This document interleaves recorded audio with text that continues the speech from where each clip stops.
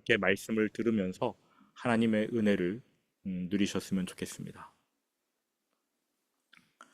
지난 3주 동안 잠언의 구조, 그리고 잠언을 주신 목적을 배웠습니다.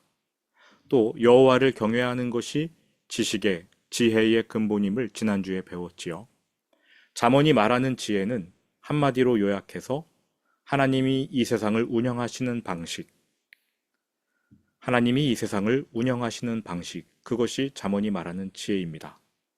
그 지혜에 순응하며 살면 복된 삶이 되겠고, 거부하면 고생하는 삶이 될 것입니다.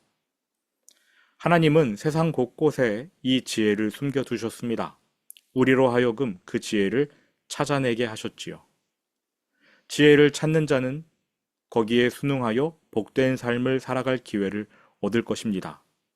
그러나 찾지 못하는 자는 그러한 기회조차 얻지 못할 거예요. 문제는 우리가 그 지혜를 잘 찾지 못한다는 것입니다. 그래서 하나님이 직접 알려주기로 작정하셨어요. 하나님께서 선택하신 사람들에게 성령의 감동을 주셨고, 그들은 성령의 감동을 따라 하나님의 뜻과 지혜를 기록했습니다. 그것이 성경이에요. 그러므로 굳이 지혜를 찾기 위해 여기저기 돌아다닐 필요가 없습니다. 성경을 펼치면 하나님의 지혜, 하나님의 길, 하나님이 이 세상을 운영하는 방식을 알 수 있습니다. 그런데 그게 그렇게 쉬운 일은 아닌 것 같아요. 성경이 어려워서가 아닙니다. 물론 어렵지요. 그러나 시간을 투자하여 성경을 들여다보면 그 내용은 알 수 있습니다. 문제는 성경에 담긴 지혜가 머리로 찾는 게 아니라 손과 발로 찾는 것이라는 겁니다. 내가 성경을 읽고 배운 것을 행하지 않으면 지혜가 아니에요. 성경에 담긴 권선징악, 인과응보의 주제, 모르는 사람 없습니다. 그러나 심은 대로 거둔다는 성경 말씀을 진리로 믿을 때 비로소 그 믿음을 따라 살아갈 수 있는 거 아니겠습니까? 배우는 것과 살아가는 것은 별개의 문제 같아요. 누구나 성경을 읽고 이해할 수 있습니다. 하지만 하나님은 오직 자신을 경외하는 자에게만 그 지혜를 발견하고 그렇게 깨달은 지혜에 순종할 수 있도록 만드셨습니다. 하나님을 경외하지 않으면 아무리 성경을 많이 읽어도 하나님이 어떻게 일하시는지, 하나님이 어떻게 이 세상을 운영하시는지 알 수도 없고, 설령 안다고 해도 순종하지 못할 겁니다. 하나님을 경외해야 돼요. 오직 하나님을 경외할 때에만 지혜가 삶으로 이어집니다. 만일 하나님을 경외하지 않은 채 머리로만 성경 지식을 습득한다, 우리의 머리와 손과 발 사이에 괴리가 생깁니다. 말과 행동이 배치가 되는 것이지요. 말씀과 삶이 분리됩니다. 이러한 사람을 우리는 외식하는 자라고 말하지요. 여호와를 경외하지 않으면 그렇게 됩니다. 그래서 잠언은 여호와를 경외하는 것이 지식의 근본이다, 이렇게 가르칩니다. 여호와를 경외하는 것은 무엇입니까? 지난주에 우리가 배웠지요. 하나님을 사랑하고 존경하기 때문에 하나님을 두려워하는 태도, 이것이 경외입니다. 하나님을 사랑하기 때문에 말과 행동과 생각을 조심합니다. 정말 사랑하기 때문에 하나님이 늘 옆에 계시다고 생각합니다. 하나님이 옆에 계신다고 진짜로 믿어야만 우리는 언행을 조심할 수 있어요. 흔히 하나님이 나와 함께 하신다, 믿습니까? 아멘 하지요. 그런데 실제로 믿느냐? 잘 안 믿는 것 같아요. 내 맘대로 말하고 내 맘대로 생각하고 내 뜻대로 행동하지 않습니까? 하나님을 경외한다는 것은 하나님을 사랑하는 마음으로 가능합니다. 즉, 경외는 하나님을 사랑하는 마음이고요. 그렇게 하나님을 경외하는 마음이 말과 생각과 행동으로 드러날 때 우리는 그것을 경건이라고 부릅니다. 경외가 경건으로 이어지는 것입니다. 여러분은 지혜를 원하십니까? 저는 원해요. 이 세상을 하나님이 어떻게 운영하시는지 성경에서 찾아내고 싶습니다. 저는 원합니다. 또 그 지혜를 따라 살기 원해요. 여러분은 원하십니까? 그렇다면 우리는 하나님을 사랑하는 마음부터 지녀야 할 것입니다. 성경은 말하고 있습니다. 나의 계명을 가지고 지키는 자라야 나를 사랑하는 자니. 하나님의 계명을 가져야 돼요. 알아야 돼요. 배워야 돼요. 그리고 지키려고 노력해야 됩니다. 그것이 하나님을 사랑하는 것이고 하나님을 경외하는 첫 걸음이지요. 또한 하나님이 늘 내 곁에 계신다고 정말로 믿어야 됩니다. 내 마음 그리스도의 집이라는 책이 있는데 그 책에서는 예수님이 우리의 집에 들어오셨을 때 과연 예수님 못 보시도록 내가 치워야 할 것이 있는지, 내가 감춰야만 할 것들이 있는지를 꽤 잘 묘사를 해놨더라고요. 정말로 예수님이 지금 이 시점에서 이 순간 우리 집에 오셨다. 치워야 할 게 많지 않겠습니까? 감춰야 될 게 많지 않겠습니까? 얼른 쓰레기통에 버려야 되고 또 뭐 카페트 밑으로 넣어야 되고 뭐 이런 것들이 많지 않겠어요? 하나님이 항상 곁에 계신다고 믿는다고 말은 하는데 정말로 믿느냐? 지혜를 원하신다면 정말로 믿으셔야 됩니다. 그렇게 진심으로 하나님을 사랑하고 진심으로 믿어서 매사에 신중하는 것, 그것이 경외이고 실제로 그렇게 되는 것을 경건이라고 하지요. 여기까지가 잠언 1장 1절부터 7절까지의 내용이었습니다. 자, 이제 잠언은 본격적으로 지혜를 가르쳐 줍니다. 그런데 곧장 지혜에 대해서 말하지는 않습니다. 요즘처럼 급한 시대에 유튜브 쇼츠에 익숙해진 사람들은 지혜가 뭐냐? 질문하고 곧바로 답을 듣기 원할 겁니다. 근데 안타깝게도 성경은 그렇게 안 해줘요. 그럴 생각이 없어 보입니다. AI한테 물어보면 지혜에 대한 답을 1초 만에 줄 텐데 성경은 그렇게 안 해요. 여러분, 만일 학교 선생님이 지혜를 가르친다 하고 생각해 보시기 바랍니다. 지혜는 하나님이 이 세상을 운영하시는 방식이라고 정의했으니까 아마 이렇게 가르치지 않을까요? 여러분, 하나님은 이러이러한 분입니다. 하나님은 이 세상을 이렇게 창조하셨고요. 또 이렇게 운영하고 계세요. 하나님이 세상을 운영하시는 그 방식 잘 배웠죠? 이제 순종하면 돼요. 끝. 시원시원하지 않습니까? 답이 명쾌하잖아요. 근데 잠언은 그렇게 안 해줍니다. 성경은 그렇게 말하지 않습니다. 지혜를 본격적으로 말한다면서 하나님에 대해 가르쳐 주지 않아요. 지혜를 곧바로 말해 주지 않습니다. 다시 한번 읽어보실까요? 잠언이 무엇을 말하고 있는지 여러분이 두 눈으로 직접 확인해 보시기 바랍니다. 8절부터 19절까지 다시 한번 읽어보겠습니다. 같이 읽어보시지요. 시작. 내 아들아, 내 아비의 훈계를 들으며 내 어미의 법을 떠나지 말라. 이는 내 머리에 아름다운 관이요 내 목에 금사슬이니라. 내 아들아, 악한 자가 너를 꿰일지라도 따르지 말라. 그들이 내게 말하기를 우리와 함께 가자. 우리가 가만히 엎드렸다가 사람의 피를 흘리자. 죄 없는 자를 까닭없이 숨어 기다리다가 스올같이 그들을 산채로 삼키며 무덤에 내려가는 자들같이 통으로 삼키자. 우리가 온갖 보화를 얻으며 빼앗은 것으로 우리 집을 채우리니 너는 우리와 함께 제비를 뽑고 우리가 함께 전대 하나만 두자 할지라도 내 아들아, 그들과 함께 길에 다니지 말라. 내 발을 금하여 그 길을 밟지 말라. 대저 그 발은 악으로 달려가며 피를 흘리는데 빠름이니라. 새가 보는 데서 그물을 치면 헛일이겠거늘 그들이 가만히 엎드림은 자기의 피를 흘릴 뿐이요 숨어 기다림은 자기의 생명을 해할 뿐이니 이익을 탐하는 모든 자의 길은 다 이러하여 자기의 생명을 잃게 하느니라.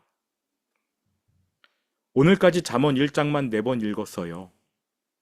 그리고 8절부터 19절은 지금 읽은 것까지 포함해서 5번 읽으셨습니다. 생소하게 들리시나요?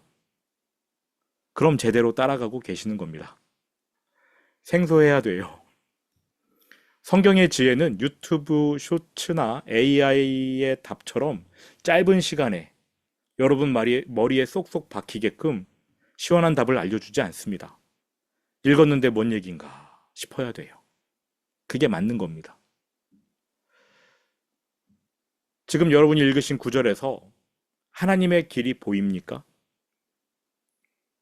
하나님의 길, 내가 걸어가야 할 하나님의 길을 말해주는 게 아니라 일단 멀리 해야 할 악인의 길에 대해 경고하고 있습니다. 시편 1편이 떠오르시지요. 복 있는 사람은 이라고 운을 띄워놓고는 복 있는 사람의 특징 대신 악인의 특징부터 알려주는 시편 1편하고 비슷합니다. 시편 1편이 어떻게 시작합니까? 복 있는 사람은 오직 여호와의 율법을 즐거워하여 그의 율법을 주야로 묵상하는도다 이렇게 시작하나요? 아니죠. 복 있는 사람은 악인들의 꾀를 따르지 아니하며 죄인들의 길에 서지 아니하며 오만한 자들의 자리에 앉지 아니하고 이 한 구절에도 살펴봐야 할 포인트가 10개가 넘습니다. 복 있는 사람을 정의해 주는 게 아니라 악인의 특징을 나열하고 있어요. 그 악인도 한두 부류가 아닙니다. 악인, 죄인, 오만한 자 다 알아야겠고요. 이들의 꾀가 뭔지, 이들의 길이 뭔지, 이들의 자리가 뭔지 다 파악해야 합니다. 그리고는 그리로 가지 말래요. 그 길에 들어서지 말라고 합니다. 그 자리에 앉지 말랍니다. 복 있는 사람에 대해서 알려주는 게 아니라 악인에 대해서 알려주고 그리로 가지 말라고 경고하는 거예요. 이렇게 한번 예를 들어볼게요. 여러분이 자동차 운전을 배우려고 운전학원에 등록했다고 해보겠습니다. 학원 등록하기 전에 뭘 배울지 잔뜩 기대할 겁니다. 자동차 시동은 어떻게 걸지, 핸들은 어떻게 조작하고, 도로 연수 때 이러이러한 점을 주의해야겠구나, 뭐 이런 걸 기대하고 가지 않겠습니까? 그런데 학원의 첫 강의가 이상해요. 운전과 관련된 수업은 없고 심지어 그 따분한 자동차의 원리에 대해서조차 가르쳐주지 않습니다. 기기를 조작하는 방법 안 알려주고요. 도로 연수 뭐 이런 거 안 시켜줘요. 그 대신에 비디오를 보여줍니다. 전부 자동차 사고 영상입니다. 가장 끔찍한 사고 영상을 계속 보여주는 거예요. 그러면서 선생님이 한마디 합니다. 여러분 이렇게 운전하시면 안 돼요. 자 보세요. 이 사람은 주황 신호인데 마음이 급했는지 속도를 냈다가 좌회전 신호받은 차량과 충돌했습니다. 크게 다쳤고 1년간 병원 신세를 졌고요. 가정살림은 파탄났어요. 한 달 동안 매일같이 이러한 비디오만 보여준다면 그래서 여러분이 한 달 동안 그 운전학원을 다녔는데 배운 거라고는 사고 장면뿐이라면 그리고 그 다음 달에도 똑같은 교육이 진행된다면 여러분 그 학원 돈 내고 가시겠습니까? 잠언은요, 지혜에 대해서 말하지만 지혜를 가르쳐 주지 않아요. 그게 시작이 아니에요. 뭐가 시작이냐? 전혀 지혜롭지 않은 악인의 길부터 가르쳐 줍니다. 그리고 그 경고를 반복해요. 언제까지? 경고가 실제로 마음에 새겨지기까지. 제가 카투사로 미군과 함께 군복무를 했는데요. 미군의 시스템 중 정말 본받고 싶은 게 하나가 있었습니다. 미군은 군인들을 교육할 때 장교든 부사관이든 사병이든 이등병 병장이든 상관없이 마치 그들이 처음 배우는 사람인 것처럼 생각하고 가르칩니다. 게다가 반복이에요. CPR 구급, 응급 조치하는 법을 교육받는데 매주 목요일마다 2~3시간씩 CPR 하는 법을 배웠습니다. 심장 어디에다가 마사지를 해야 되는지. 근데요, 그걸 제대할 때까지 반복해요. 지겨웠습니다. 매주 목요일마다 2~3시간씩 그걸 한다고 생각해 보세요. 토시 하나 안 틀리게 가르치고요. 토시 하나 안 틀리게 말하고 외우고 마네킹 갖다 놓고 실습합니다. 완벽했어요. 그런데 그 다음 주에 마치 처음 배우는 것처럼 또 하고 또 합니다. 20년이 훨씬 지났는데 저는 지금도 CPR 순서 다 외우고 있습니다. 잠언이 전하는 지혜의 시작은 지혜가 아니라 경고. 그것도 반복하는 경고입니다. 지혜를 배우기 전에 경고부터 들어라. 반복해서 들어라. 귀에 피가 나기까지 들어라. 귀에 딱지가 앉을 때까지 들어라. 의미심장하지 않습니까? 여기서부터 지혜의 길과 세상의 길이 갈려버립니다. 여호와를 경외하는 사람이라면 진득하니 앉아서 그 경고를 매번 마치 처음 듣는 것처럼 받아들일 거고요. 여호와를 경외하지 않는 교만한 사람이라면 뭔 소리 하는 거야? 아, 또 해. 지겨워. 아, 빨리 답이나 말해. 나랑은 상관없는 경고 집어치워 하면서 외면할 겁니다. 여러분이 여호와를 경외하는 사람이라면 오늘 우리가 읽은 이 경고의 구절들에서 지혜를 찾아낼 것이고 그 지혜에 순종하려고 노력할 겁니다. 8절 9절 다시 보시기 바랍니다. 같이 읽어볼게요. 8절 9절 내 아들아 내 아비의 훈계를 들으며 내 어미의 법을 떠나지 말라. 이는 내 머리에 아름다운 관이요 내 목에 금사슬이니라. 잠언의 저자는 이 책을 읽게 될 모든 성도를 아들이라고 불렀습니다. 지혜가 전달되고 전수받는 자리, 가정이라는 것을 말해주고 있는 대목입니다. 가정 안에서 지혜가 전달되어야 한다라는 거지요. 실제로 한 가정의 가장은 단지 생활비 벌어다 주는 기계가 아닙니다.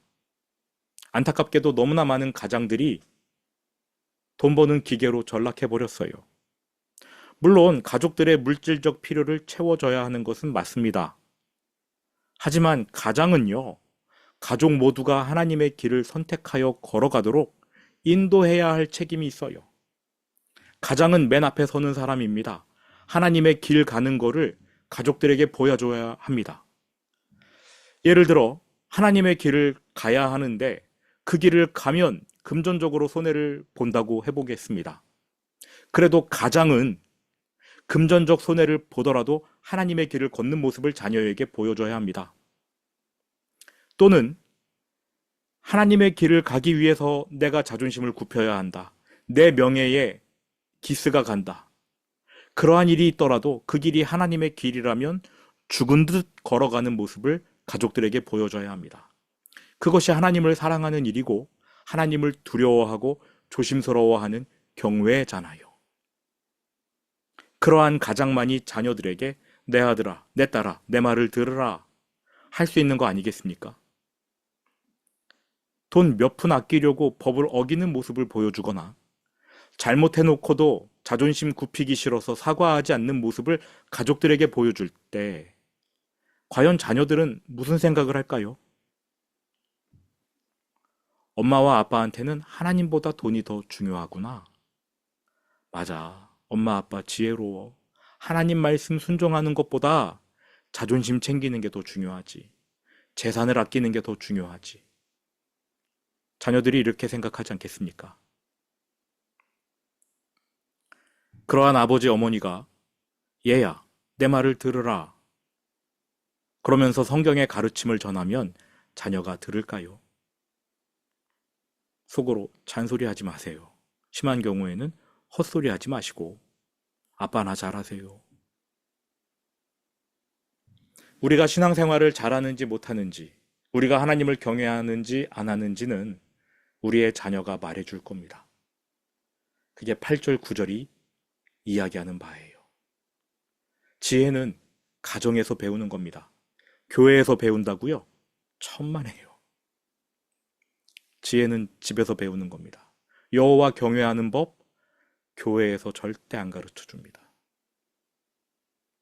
집에서 배우는 거예요. 집에서 가르치는 겁니다. 10절 내 아들아, 악한 자가 너를 꿰일지라도 따르지 말라. 아버지가 이 말을 하려면 먼저 본인이 하나님을 경외해야 되지 않겠습니까? 새벽 예배 때 욥에 대해서 배우고 있는데 욥은 하나님을 경외하여 악을 떠난 자라고 했습니다. 그렇게 악을 떠나 있는 사람만이 내 아들아, 악한 자가 너를 꿰일지라도 따르지 말라라고 할 수 있는 거 아니겠어요? 욥에 대해 성경이 증언합니다. 그 사람은 온전하고 정직하여 하나님을 경외하며 악에서 떠난 자더라. 하나님을 경외했대요. 악을 떠나 있었답니다. 그러한 아버지만이 자녀에게 악한 자가 너를 꾀일지라도 따르지 말라. 이 말을 할 수 있고 그 교훈이 먹히는 거지요.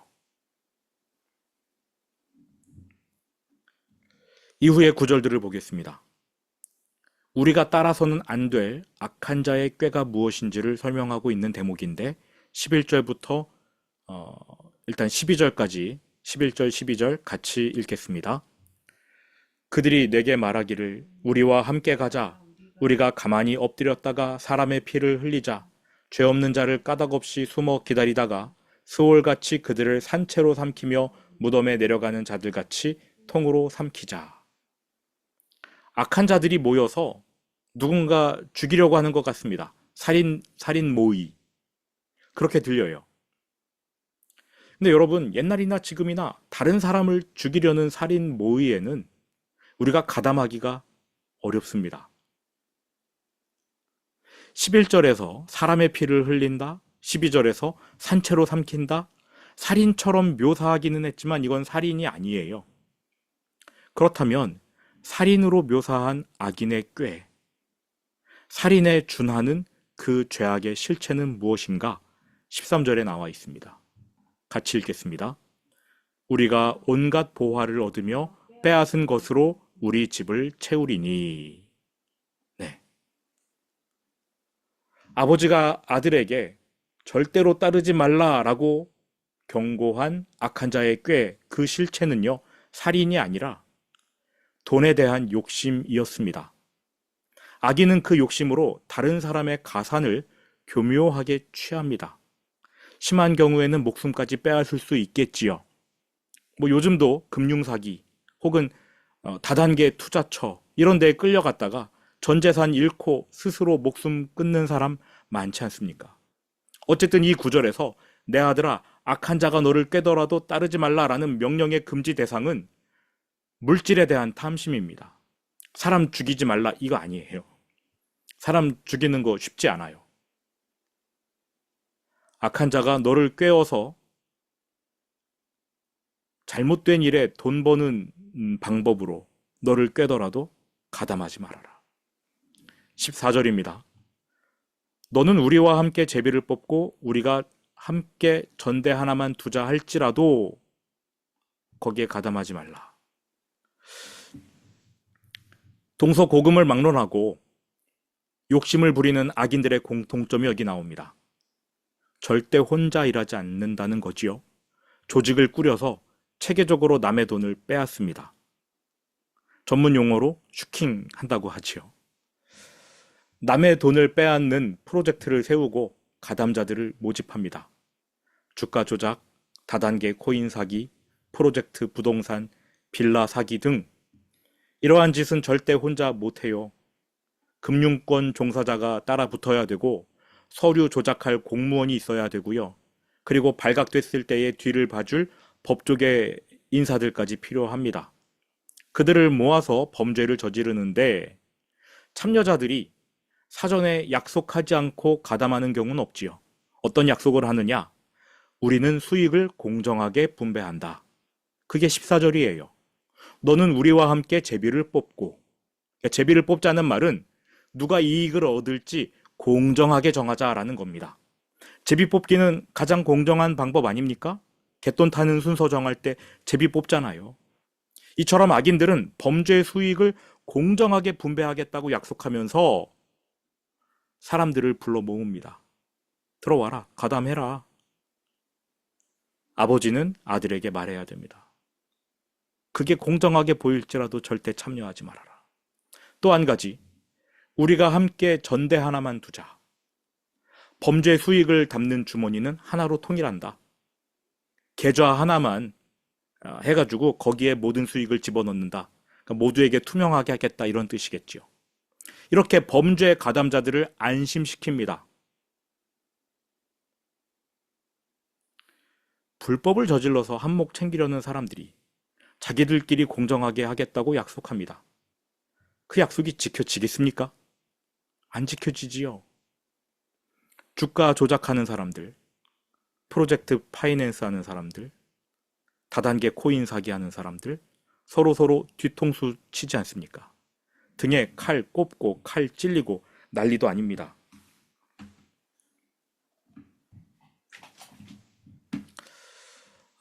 오늘 김건희 주가 조작 판결이 났는데요.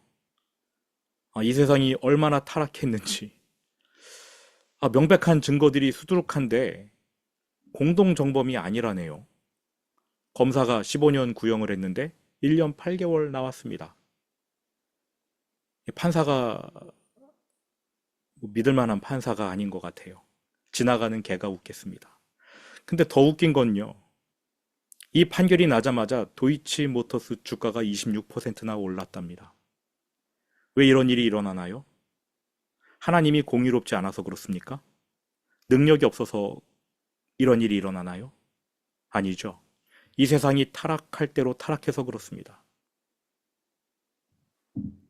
악해야 돈 버는 세상입니다.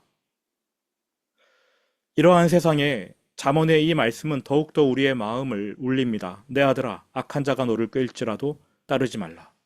그들이 공정하게 수익을 분배한다고 하고 그 돈 버는 방법이 아무리 옳다고 주장하더라도 악한 자들이 너를 꿰일 때 따르지 말아라. 성경은 이런 식으로 남의 돈 훔쳐가는 걸 악인의 길이라고, 망하는 길이라고 명백하게 못 박아뒀습니다. 하지만 하나님을 경외하지 않는 사람은 이 타락한 세상에서 내가 더 타락해야만 돈을 큼직하게 만질 수 있다, 이렇게 생각하고 욕심을 챙겨요. 근데 또 그들이 그렇게 합니다. 돼요. 몇십억 챙기잖아요. 추징금 1,300만 원 내고 1년 8개월 감방 살고 나오면 이득이잖아요. 여러분 기억하시기 바랍니다. 성경은 그것이 망하는 길이라고 합니다.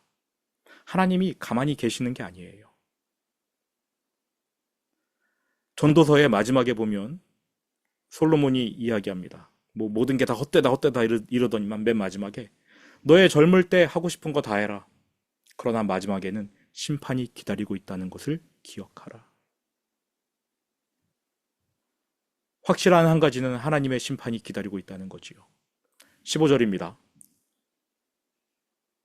내 아들아, 그들과 함께 길에 다니지 말라. 내 발을 금하여 그 길을 밟지 말라. 돈 욕심에 휩싸여 남을 해하는 사람들의 모임 절대 가담하지 말아라. 절대 안 된다고 경고합니다. 16절. 대저 그 발은 악으로 달려가며 피를 흘리는데 빠름이니라. 돈 욕심 때문에 남의 눈에서 피눈물을 나게 하는 그러한 악인들의 모임에 가담하지 말라.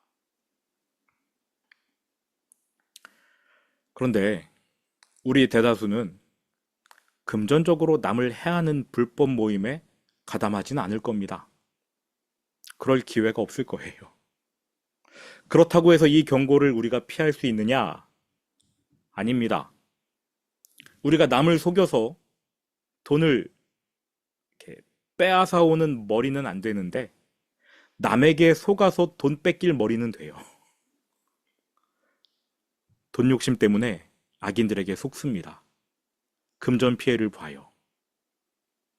성경은 어리석어서 물욕을 부리다가 금전 피해를 보는 건 역시 책망합니다. 그러한 사람을 순수한 피해자라고 말하지 않습니다. 어리석다라고 말합니다. 남을 속이는 것도 돈 욕심 때문이고요. 남에게 속는 것도 돈 욕심 때문입니다. 여기까지 정리해 볼게요. 지혜의 첫걸음, 가정이라는 장소에서 시작됩니다. 아버지 어머니가 하나님의 길을 걸어가는데 굉장히 어렵습니다.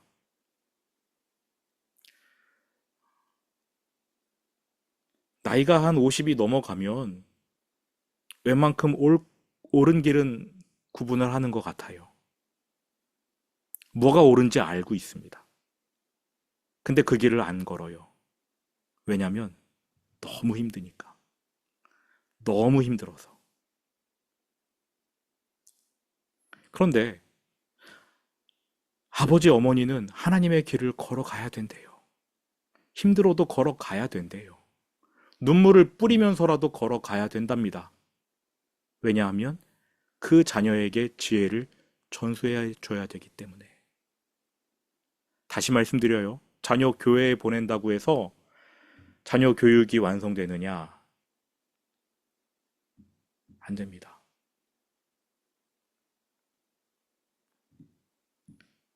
제가 전에 있던 교회에서 교육부만 10년 했습니다.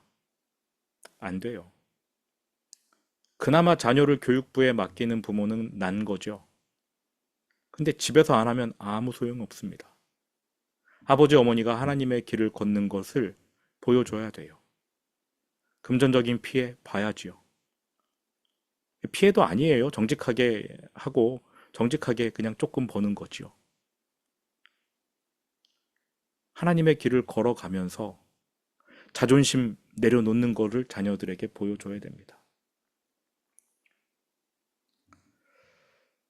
잠언의 서두에서 그렇게 하나님의 길을 걷는 아버지가 자녀에게 알려주는 지혜는요, 그 자녀가 따라가야 할 하나님의 길, 그것부터 알려주는 게 아니라 그 자녀가 절대 따르지 말아야 할 악인의 길부터 알려주면서 경고하는 거였습니다. 진정한 지혜는 하나님의 길을 분별하고 따르는 데에서 시작하는 게 아니고요. 악인의 길을 분별하고 멀리하는 데에서 시작한다는 겁니다. 이게 중요해요. 이게 중요해요. 그런데 우리더러 따르지 말라고 간청한 악인의 길, 잠언 1장에서 가장 먼저 소개한 이 지혜가 뭐냐면 돈 욕심에 사로잡히지 말아라. 여기저기 끌려다니지 말아라. 돈 때문에 여기저기 끌려다니는 악인의 길 가담하지 말아라. 였다는 겁니다. 이제 마지막입니다. 17절부터 19절까지 보겠습니다. 17절.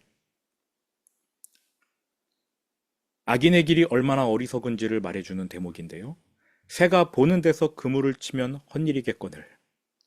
여러분, 새가 빤히 보는데 거기다가 덫을 치면 새가 거기 들어가겠느냐는 겁니다.